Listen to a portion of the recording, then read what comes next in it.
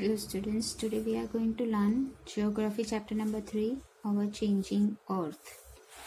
In this particular chapter we are going to learn about, in earlier chapter we learned about different layers, lithosphere, atmosphere, right?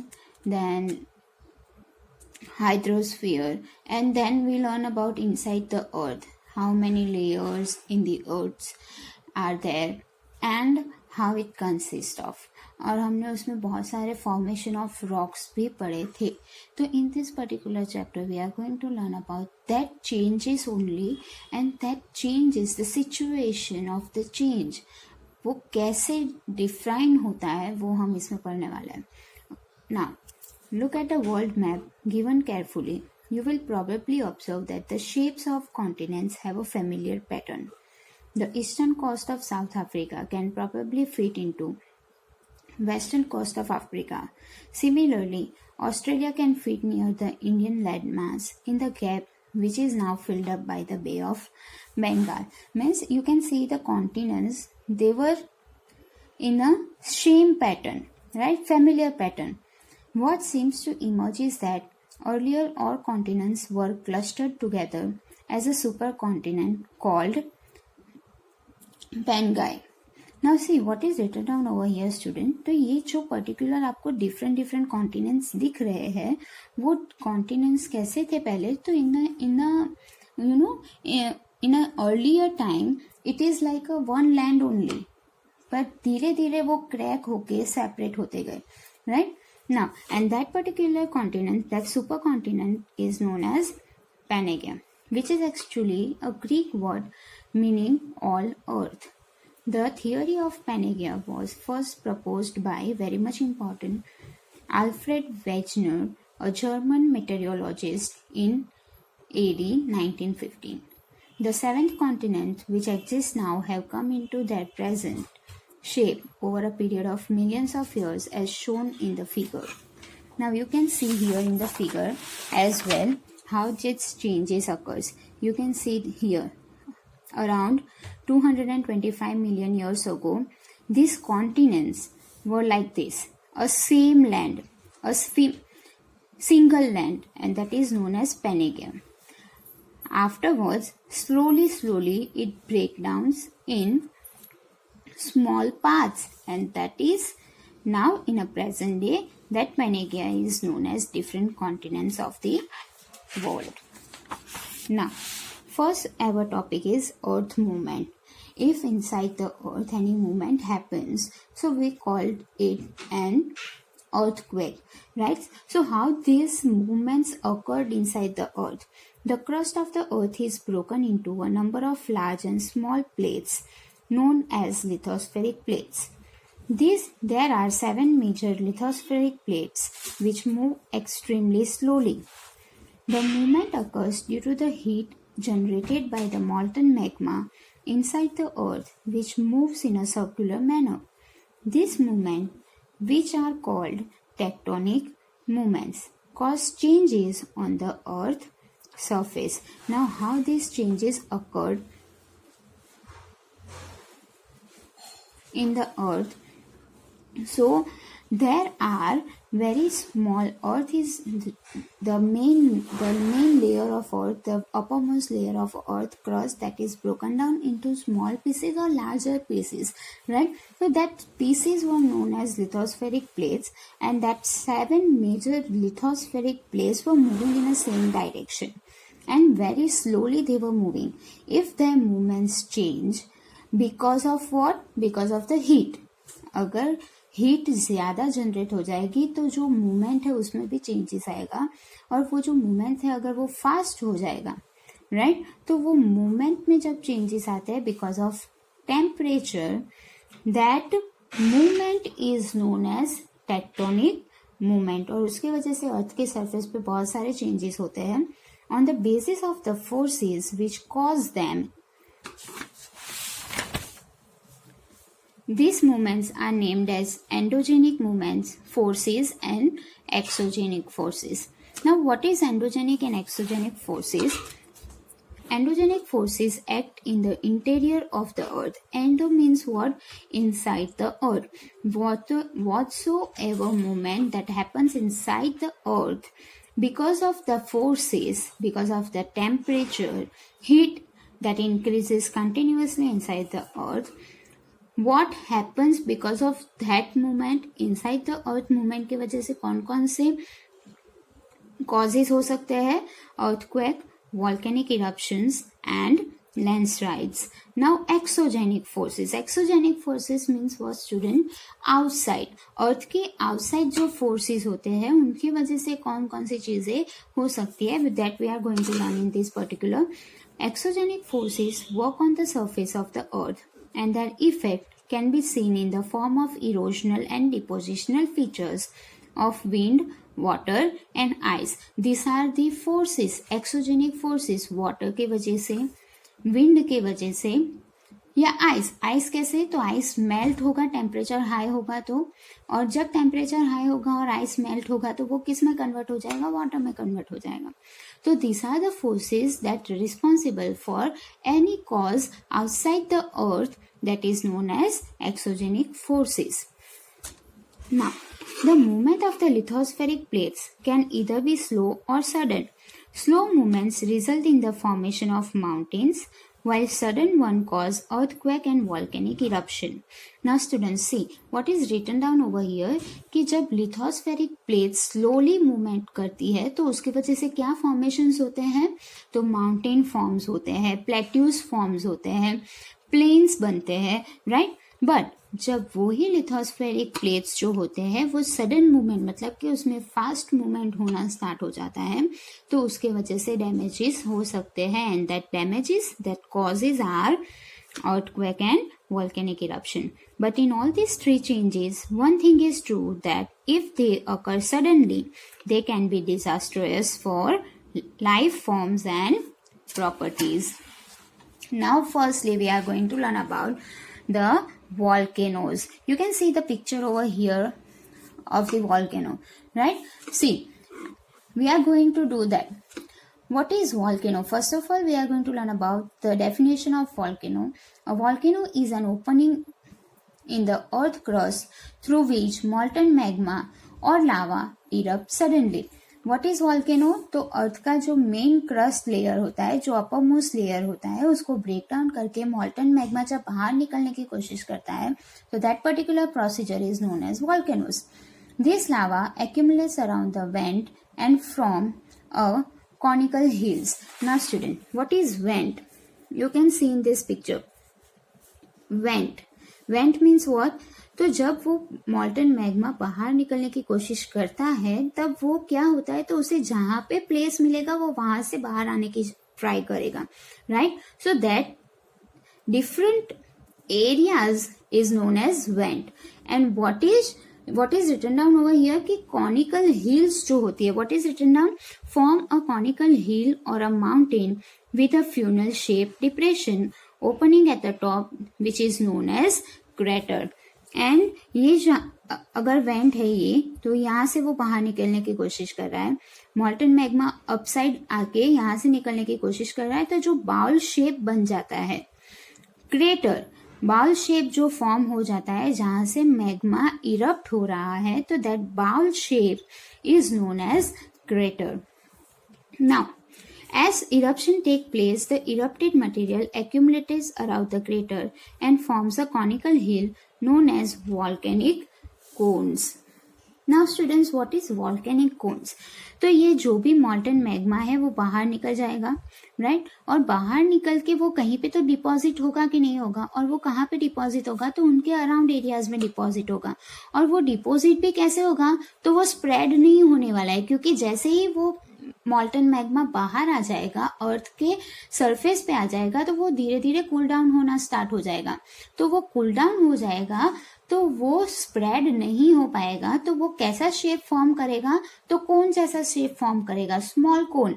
So that is known as volcanic cone.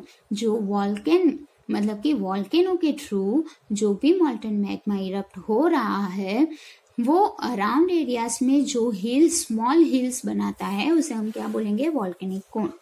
This eruption can either be explosive or quiet. An explosive eruption occurs through a narrow vent and lava accumulates around the crater, forming a conical shape hill like Mount Fujiyama of Japan, Mount Vesuvius in Italy. The quiet eruption results in the formation of plateau like the Deccan Plateau. In such eruption, lava oozes through several narrow cracks and spread over a large area, forming lava sheets. Now see what is written down over here, student.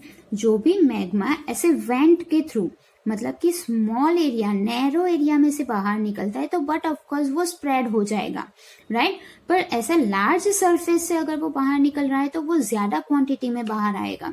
मॉल्टन magma ज्यादा quantity में अगर अर्थ के surface पे आएगा तो वो हिल form करेगा, और अगर वो कम क्वांटिटी में, मतलब कि नैरो एरिया से बाहर आ रहा है और सरफेस पे आ रहा है, तो वो क्या हो जाएगा, स्प्रेड हो जाएगा। तो वो स्प्रेड हो जाएगा तो क्या फॉर्म करेगा, plateaus, because we learn that plateau is a table form, table shape formation of hill, right. So that is the plateau. तो वो क्या हो जाएगा, वहां पे स्प्रेड हो जाएगा और प्लेट्यूज फॉर्म करेगा। पर जो ब्रॉड एरिया से इरप्ट हो रहा है मॉल्टन मैग्मा, मतलब कि ज्यादा स्पेस में से वो बाहर निकल रहा है, तो वो ज्यादा क्वांटिटी में बाहर निकलेगा, तो वो क्या बनाएगा, हिल्स फॉर्म करेगा, जिसे हम क्या बोलेंगे, volcanic cones. Now we are going to learn about types of volcanoes. There are mainly 3 types of volcanoes depending upon the frequency of eruption. Frequency means what, whatever I will near explain you. Frequency means quantity. मॉल्टन magma कितने quantity में बाहर erupt हो रहा है earth surface पे। Volcanoes can be classified as active volcano, dormant volcano and extinct volcano. First, those volcanoes which have erupted frequently in the recent past and have possibility of further eruption at any time are called active volcano. Active volcanoes किसे बोलेंगे student, तो past में थोड़े ही time में वो eruption हो चुका है और फ्यूचर में भी बहुत ही जल्दी ऐसा टाइम आएगा जब वहां से वॉल्केनो इरप्शन होगा। तो ये क्या है, कंटिन्यू प्रोसेस है, थोड़े थोड़े टाइम में वॉल्केनो इरप्शन हो रहा है, तो that is active volcano. Examples are Mount Etna in Italy. It is an example of this type. Now second is certain volcanoes which have not erupted for a long period of time are called sleeping or dormant volcanoes. What is sleeping or dormant volcano student? तो जो volcano eruption बहुत सालों से हुआ ही नहीं है, मतलब कि millions of years ago वहाँ पे इरप्शन हो चुका है एक बार, बट अभी बहुत टाइम से वहां पे कोई भी वॉल्केनो इरप्शन नहीं हुआ है, तो दैट इज डॉर्मेंट और you can say sleeping volcanoes. Example is Mount Vesuvius in Italy is an example of dormant volcano. And the last one is volcanoes which have not erupted for several thousand of years. मतलब कि बहुत सालों से कोई भी volcano eruption हुआ नहीं है, बट होने की पॉसिबिलिटी है। Do not show any possibility of any eruption in future. मतलब कि कोई भी पॉसिबिलिटीज हमें दिख नहीं रही है कि फ्यूचर में भी इरप्शन होगा। That is known as extinct volcanoes. They were also called dead volcanoes. An example is Mount Kilimanjaro in East Africa. Now I'll explain you in shortly again 3 types of volcanoes. First is active. Active volcano means what student? तो past में eruption हो चुका है और future में भी possibilities है कि इरप्शन होगा ऑन द कंटिन्यू बेसिस, तो that is known as active volcano. What is dormant volcano student? तो डॉर्मेंट वॉल्केनो का मतलब क्या होता है, तो लॉन्गर पीरियड के टाइम तक अभी कोई भी इरप्शन हुआ नहीं है पर फ्यूचर में होने की पॉसिबिलिटीज है, तो दैट इज द डॉर्मेंट और स्लीपिंग, मतलब कि थोड़े टाइम के लिए क्या हो गया है, वो प्रोसेस स्टॉप हो गई है। एंड व्हाट इज एक्सटिंक्ट और dead volcanoes? Extinct and dead volcanoes means what, past में भी बहुत सालों से वॉल्केनो इरप्शन नहीं हुआ है और फ्यूचर में भी होने की पॉसिबिलिटीज नहीं दिखाई दे रही है, तो that are extinct volcanoes, or you can say dead volcanoes. Now we are going to learn about earthquakes. First, we are going to learn about the definition of earthquakes. Sudden vibrations caused by the movement of lithospheric plates are called earthquakes. These vibrations are called seismic waves. Now what is student? जो vibrations के waves होते हैं, जो vibrations होते हैं, उन्हें हम क्या बोलेंगे? Seismic waves, which travel over a large area. The point where earthquake originates inside the earth crust is called the focus. Now suppose, listen, this is the crust, first layer, topmost layer of the earth, right? Crust. Now see, what do you mean by earthquake? I'm going to explain you these terms through this figure. Now see, what first we are going to learn about it, that what is written down over here? The point where the earthquake originate inside the earth crust. Suppose this is the origination point inside the earth crust. Crust के inside जहाँ पे earthquake originate हो रहा है. So that point is known as what? What is written down over here? Earth crust is called the focus. तो ये जो point होता है उसे हम क्या बोलेंगे student? Focus. Now what we are learning about earlier, seismic waves. What is seismic waves? जहां से अर्थक्वेक ओरिजिनेट हो रहा है तो वो वाइब्रेशंस क्या होंगे? स्प्रेड होंगे उनके नियर बाई एरियाज में, right? So that near by areas में जो अर्थक्वेक के ओरिजिनेशन के वजह से जो वाइब्रेशंस होते हैं, that vibrations is known as seismic waves. Okay, now what is written down over here? That while the point on the earth surface just above the focus, अगर ये फोकस है जहां से earthquake originate हो रहा है, एग्जैक्ट उसके above जो अर्थ के सरफेस पे पॉइंट होता है, that point is known as epicenter. What we are going to call that? Epicenter. Now everyone understood the basic concept of earthquake. The point where the earthquake is originate is inside the earth. It is known as focus. Then the vibration that were originate by the earthquake, that is known as seismic waves, and where the earthquake is originate inside the earth, exact above that a particular point that is on the earth surface is known as epicenter. Now see, there is one measurement tool for earthquake, the Richter scale, designed by any American seismologist Charles Richter, is used to measure the intensity of the earthquake. Intensity मतलब कि earthquake की intensity कितनी है, कितने forcefully earthquake की जो vibrations है वो कितने speed में जा रहे हैं, तो that is going to be measured by which? Richter scale. और वो किसने invent किया है? Charles Richter. Vibration travels outward from the epicenter as waves in all directions, causing vast damage. The scale of damage caused by an earthquake depends on the intensity of the earthquake, nature of the region of topography, human structures and its quality, etc. So the damage can be more or less dependent on many factors. यहाँ पे क्या लिखा है? तो earthquake की वजह से बहुत सारे डैमेजेस हो सकते हैं, और वो डैमेजेस कौन कौन से फैक्टर्स की वजह से हो सकते हैं? तो वहाँ पे अगर मान लो कि सम पॉइंट इज देयर जहाँ से अर्थक्वेक ओरिजिनेट हो रहा है, तो on that particular surface if some buildings were build up, some bridges were there, तो that human creation going to be damaged, right? Then natural environment around that area, but of course that is also going to be affected by the earthquake. Now the maximum damage is always caused near the epicenter. सबसे ज्यादा जो damages होते हैं वो कहाँ पे होते हैं? तो ऑन द अर्थ सरफेस जहाँ पे एपिसेंटर है उनके नियर एरियाज में मोस्ट डैमेजेस होते हैं. Now we are going to learn about earthquake tremors are recorded by an instrument called the seismograph. Tremors means what, student? Vibrations. And earlier Richter scale is for what? Speed of the earthquake waves, right? And their magnitude or intensity is measured on the Richter scale on scale of 10. Earthquake which measures 7 or more on Richter scale, मतलब कि Richter scale पे हम कहाँ तक measurement कर सकते हैं, earthquake की स्पीड को 10 तक मेजर कर सकते हैं. अगर वो 7 और उससे ज़्यादा है तो it is very dangerous, cause large scale destruction. Although earthquakes can be predicted accurately, yet their impact can be minimized by adopting certain preventing measures. Now, degradation and aggradation.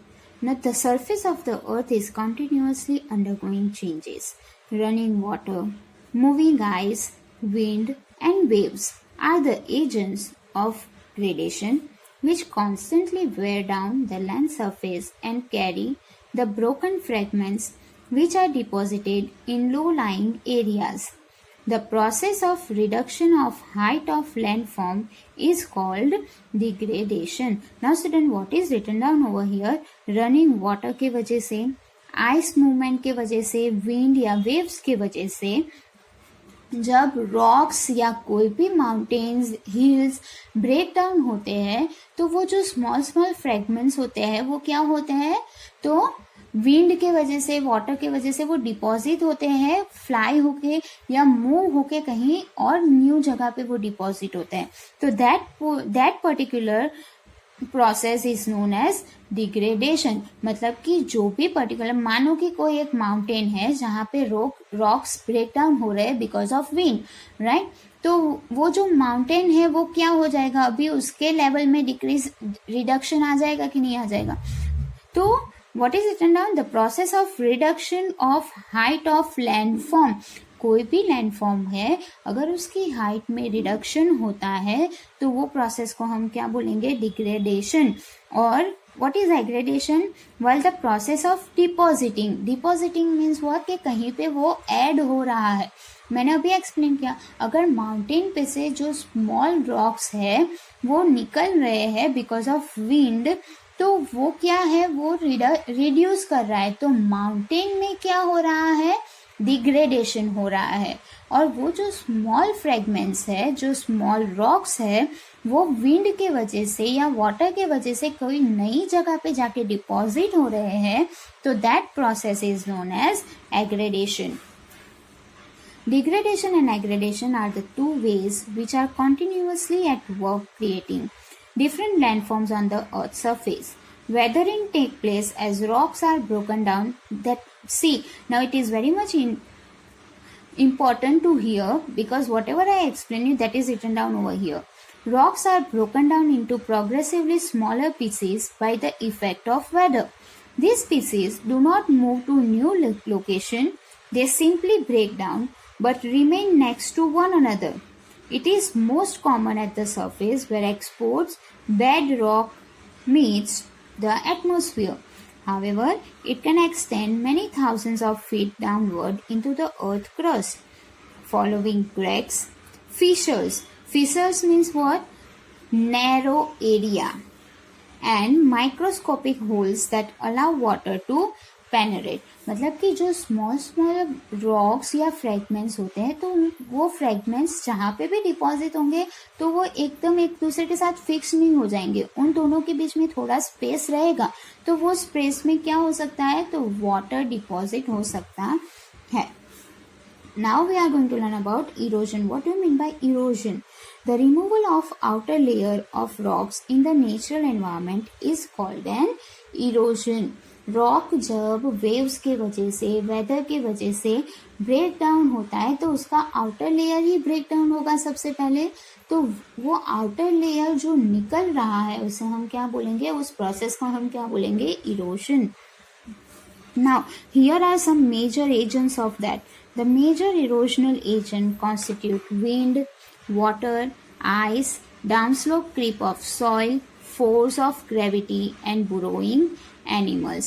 Burrowing animals means what? Animals की वजह से जो transport होता है seeds का या कोई भी फ्रेगमेंट्स का.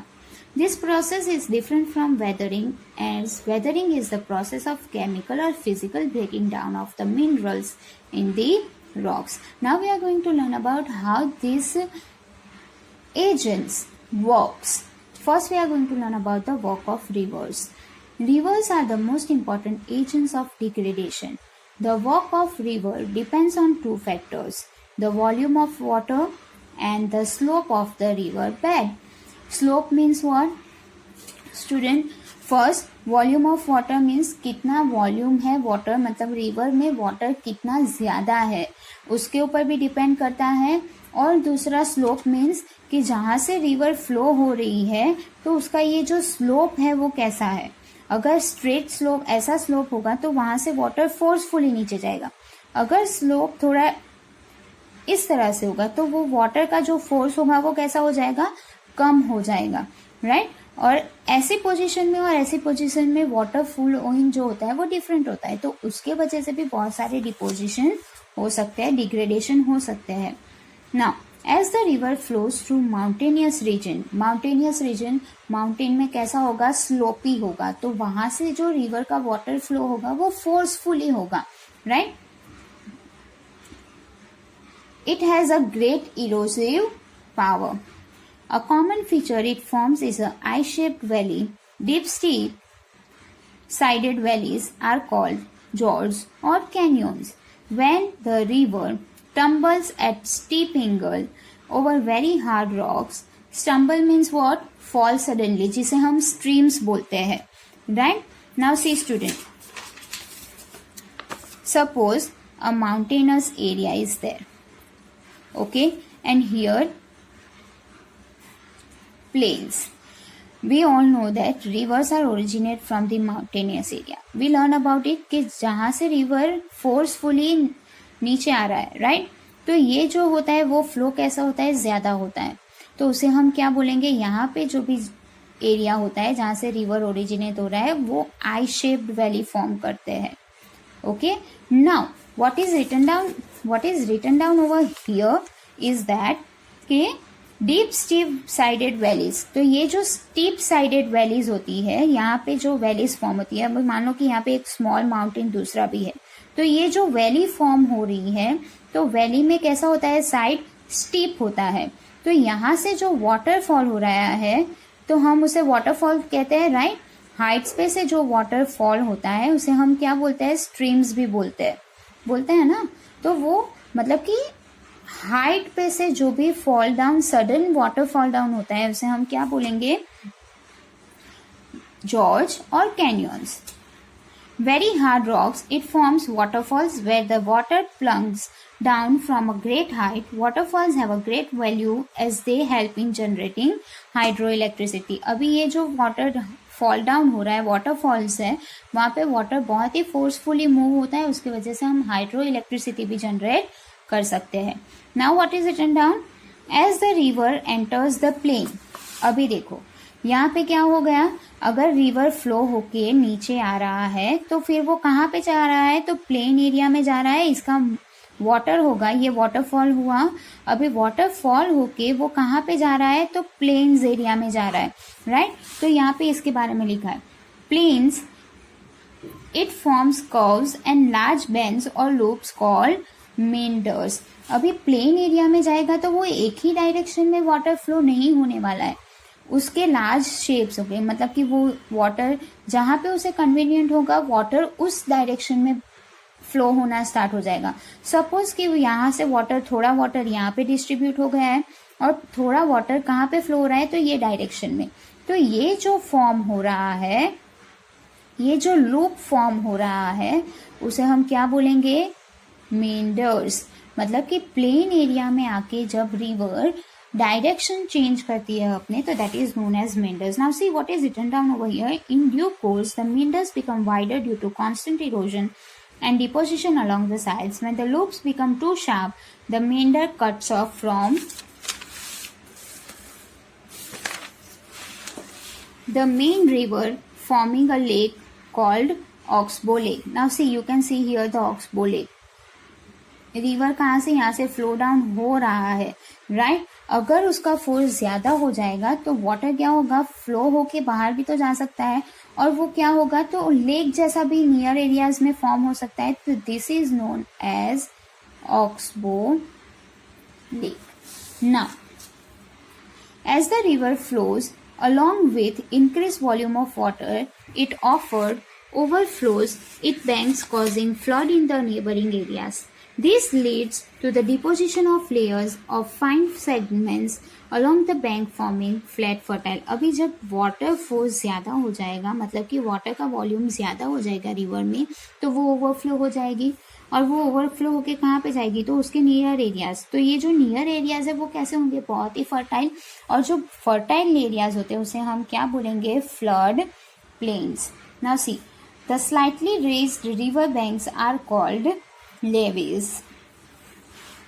As the river approaches the sea, it moves sluggishly, means slowly move करना स्टार्ट हो जाती है. अभी प्लेन में जब आएगी तो उसका मूवमेंट कैसा हो जाएगा, slow.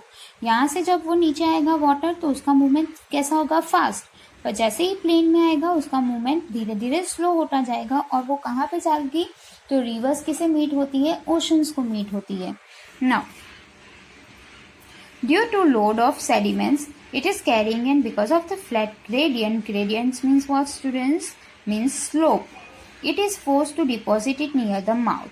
The river begins to break up into a number of streams called distributaries. Now that I earlier explained you कि ये जो भी है अगर प्लेन्स में आएगा तो ऐसा नहीं कि वो सेम डायरेक्शन में ही मूव होगा, वो क्या होगा, तो मूव हो जाएगा डिफरेंट डायरेक्शंस में. तो वो क्या होगा, तो जो रिवर है, जो मेन फ्लो है, वो अब क्या हो रहा है, डिस्ट्रीब्यूट हो रहा है. तो उसे हम क्या बोलेंगे, डिस्ट्रीब्यूटरीज. मतलब कि अगर कोई मेन रिवर है तो उसके बहुत सारे डिस्ट्रीब्यूटरीज होती है, मतलब कि उसके बहुत सारे पार्ट स्मॉल स्मॉल बन जाते हैं.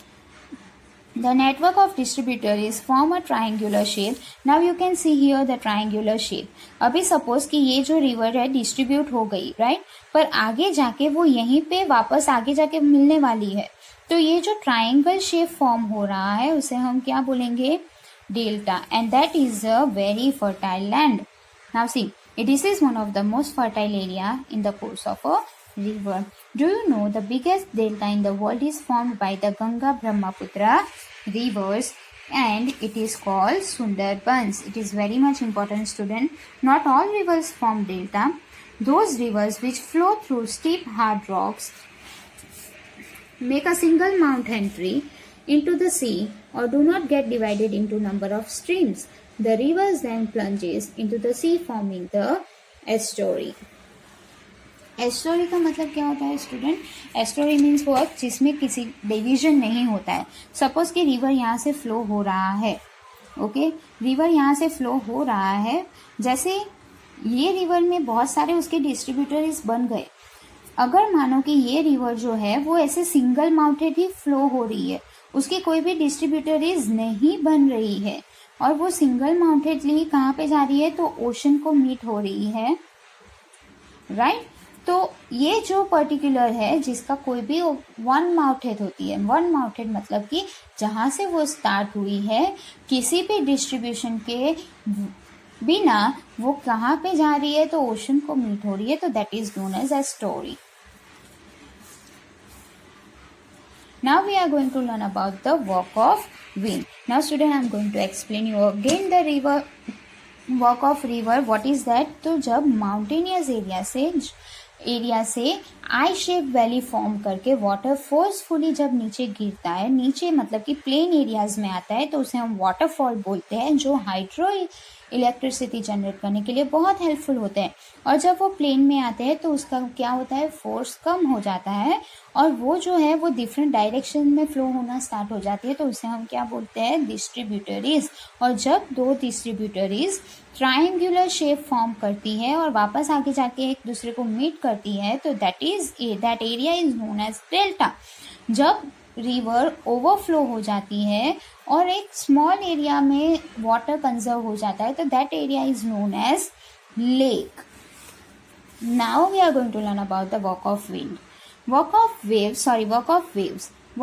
waves can best be seen in the coastal areas, in areas where the waves strike the rocky coast and almost vertical wall of rock is formed by the erosive action of waves. These are called sea cliff. When sea waves strike continuously at the rock, cracks develop which gradually become wider and larger, creating hollows in the rock. Over a period of time, only the roof of the rock remained, giving rise to a feature called sea arches. As erosion continues, the roof to collapse, leaving only the walls. These were called stacks, which further get eroded to form stumps.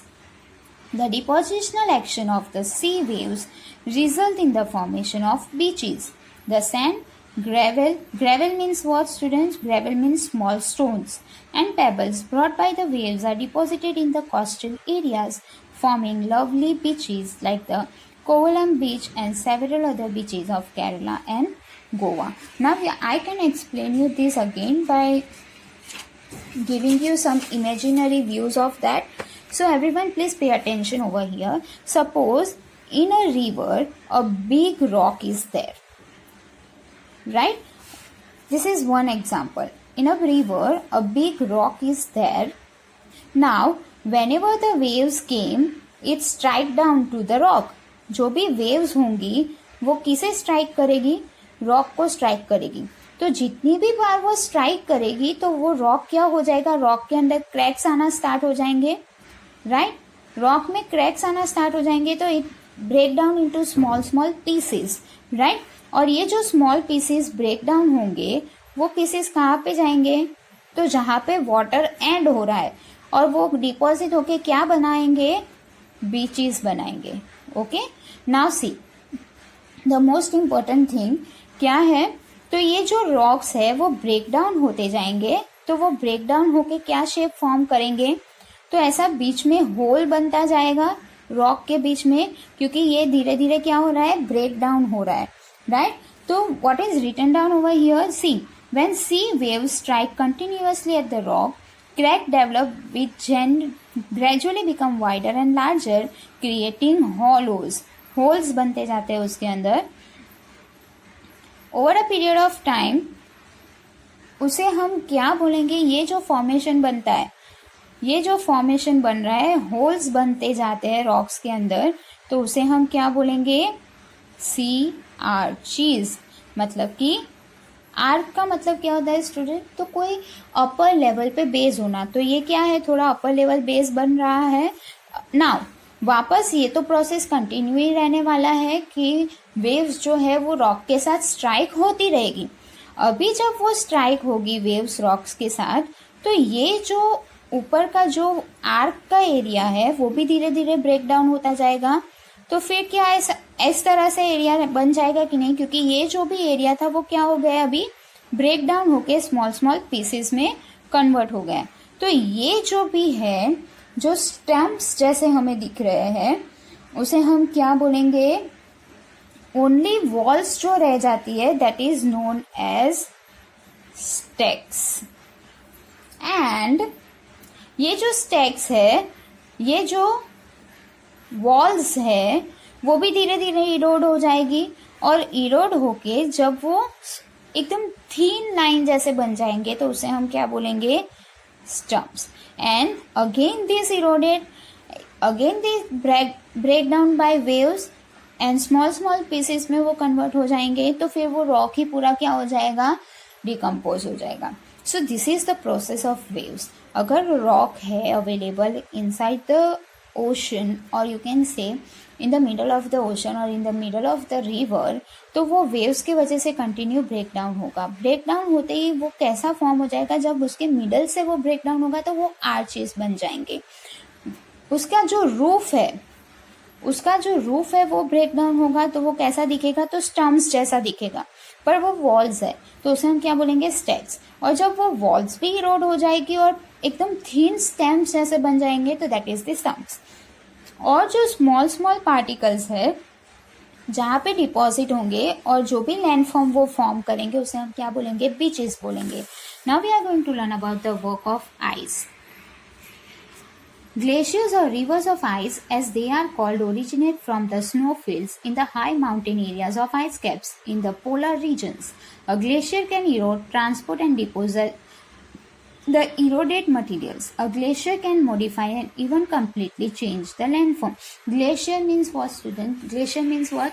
तो जो भी polar regions होते हैं या we can say कि mountainous areas होते हैं जहाँ पे स्नोफॉल होता है, तो वहाँ पे जो वाटर होता है, रनिंग वाटर वहाँ पे अवेलेबल नहीं हो सकता है, वो क्या हो जाता है, फ्रीज हो जाता है। तो उसके वजह से वो क्या फॉर्म करता है, ग्लेशियर फॉर्म होता है, राइट। अभी जब टेम्परेचर ज़्यादा होगा तो वो ग्लेशियर्स क्या होंगे, मेल्ट होंगे, और वो मेल्ट होंगे तो वो जो ग्लेशियर्स है उसमें भी क्रैक्स आना स्टार्ट हो जाएंगी और वो प्लेट्स जैसे बन जाएंगे, जो मूविंग प्लेट्स होती है आइस की, राइट। तो वो जो मूवमेंट है उनके वजह से भी बहुत सारे डिपोजिशंस होते हैं। The erosion work of ice result in the formation of U shaped valleys. You can see the shape, U shaped valleys. ये जो ग्लेशियर है वो क्या हो रहा है, मेल्ट होगा तो वो किस में कन्वर्ट हो जाएगा, यू शेप वैली में, क्योंकि उतना एरिया जो है वो आइस से कवर है और आइस मेल्ट हो जाएगा तो वो वाटर तो मूविंग हो जाएगा और वो मूव होके कहीं पे भी इरोड हो सकता है। तो ये क्या फॉर्म करेगा, यू शेप वैली फॉर्म करेगा। As the ice melts, the hollow created by glacier get filled with the water forming lakes in the mountainous region. अभी क्या हो गया है स्टूडेंट, तो ये जो ग्लेशियर एरिया है जहाँ पे आइस अवेलेबल है, राइट, तो वो आइस जब मेल्ट होके रनिंग वाटर मूव हो जाता है तो वहाँ के जो माउंटेनियस रीजन के पीपल है उन्होंने वाटर कंजर्व करने का एक न्यू मेथड अडॉप्ट कर लिया है। क्या, तो ये जो बाउल शेप बन जाता है वो बाउल शेप में वो क्या करते हैं, वाटर कंजर्व करते हैं। किस तरह से वाटर कंजर्व करेंगे, तो रेन वाटर कंजर्व कर सकते हैं, या वाटर जो मूव हो रहा है उसे मूव ना होके वहां पे स्टेबल रख के वो कंजर्व कर सकते हैं। The big and small rock pieces, silt and sand get deposited due to the slow movement of the glaciers. These deposits are called glacier moraines. और ये जो डिपोजिशंस होते हैं मतलब कि इसके साथ मूविंग वाटर के साथ जितने भी small rocks, silt, clay move होते हैं और जो वहाँ पे डिपॉजिट हो जाएंगे, जहाँ पे वो डिपॉजिट हो जाएंगे ग्लेशियर्स में, उसे हम क्या बोलेंगे, glacier moraines. Now the last one is work of wind. Wind कैसे वर्क करता है, तो वर्क जो विंड का है वो मोस्टली हमें कौन से एरियाज में ज़्यादा अच्छे से ऑब्जर्व हो सकता है, तो डेजर्ट एरिया में। क्यों डेजर्ट एरिया में, क्योंकि डेजर्ट एरिया में क्या है, सैंड होती है, तो सैंड का मूवमेंट किसके वजह से ज़्यादा पॉसिबल हो सकता है, विंड के वजह से। So you can see easily in this particular explanation, wind action can be best seen in the desert areas. Features like sand dunes में मतलब small hills जो किससे बनी है, sand, and mushroom rocks are formed due to the wind action. It is the wind which acts as an agent of erosion and deposition which forms these features. Strong winds erode at base of rock faster than the top. Gradually, the base gets eroded from all sides, leaving a narrow base as compared to the top, and the shape resembled a mushroom, and such rocks are called mushroom rocks. Now, you can see here the picture. What is written down in the mushroom rocks, student? तो जो wind होती है वो base में strike होती है। अगर बड़े से रॉक्स होंगे तो वो रॉक्स कैसे, सेडिमेंटरी रॉक्स होंगे, बट ऑफकोर्स सैंड से बने हुए होंगे, राइट। तो जब विंड उस पर स्ट्राइक होगी तो विंड कहाँ पे स्ट्राइक हो रही है, तो लोअर एरियाज में स्ट्राइक होती है, जिसकी वजह से जो लोअर एरिया होता है वो कैसा होता है, नैरो, और जो अपर पाथ है वो कैसा लगता है। तो ये जो शेप फॉर्म होता है इरोजन के वजह से वो क्या रिजेंबल करता है, मशरूम शेप रिजेंबल करता है। That is why that rocks are known as mushroom rocks. These rocks are commonly found in the Sahara Desert. Very much important. Mushroom rocks mostly हमें कहाँ found होता है, Sahara Desert में. As the wind blows with great velocity, velocity means speed. अगर wind बहुत ही speed से blow हो रही है, you can see the picture over here. It carries sand particles with it. When its speed decreases, it drops and deposits the sand in low hills like structures called sand dunes. Sand dunes you can see here. अगर कोई wind है जो बहुत ही speed से blow हो रही है तो वो उसके साथ साथ सैंड को भी लेके जाएगी। जहाँ पे उसकी स्पीड कम हो जाएगी तो सारी सैंड वहाँ पे डिपॉजिट हो जाएगी और उसकी वजह से क्या होगा, तो स्मॉल हिल फॉर्म होगी किसकी, तो वही सैंड की, that is known as sand dunes. Now see, sand dunes are hills of sand most commonly found in desert. A crescent shaped sand dune is called parchan. Crescent means what, narrow. उसका जो top होता है, यहाँ पे देखो top कैसा है, narrow top होता है, that is known as parchan. Narrow area cover होता है. Now wind carries the fine dust particles to the far off areas and deposit them in the humid region.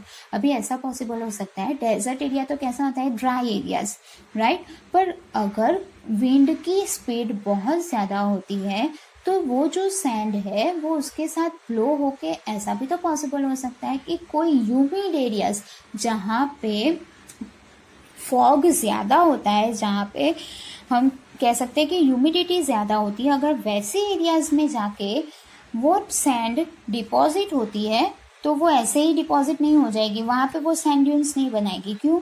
क्योंकि वो सैंड क्या हो जाएगी, वहाँ पे ह्यूमिड एरिया है, मतलब कि वहाँ का टेम्परेचर थोड़ा कम है, ड्राई नहीं है, तो वो सैंड एक दूसरे के साथ क्या हो जाएगी, मिक्सअप हो जाएगी. And that areas were known as loess. Extensive loess deposit can be found in China, the Pampas region of Argentina, and the Mississippi basin of USA.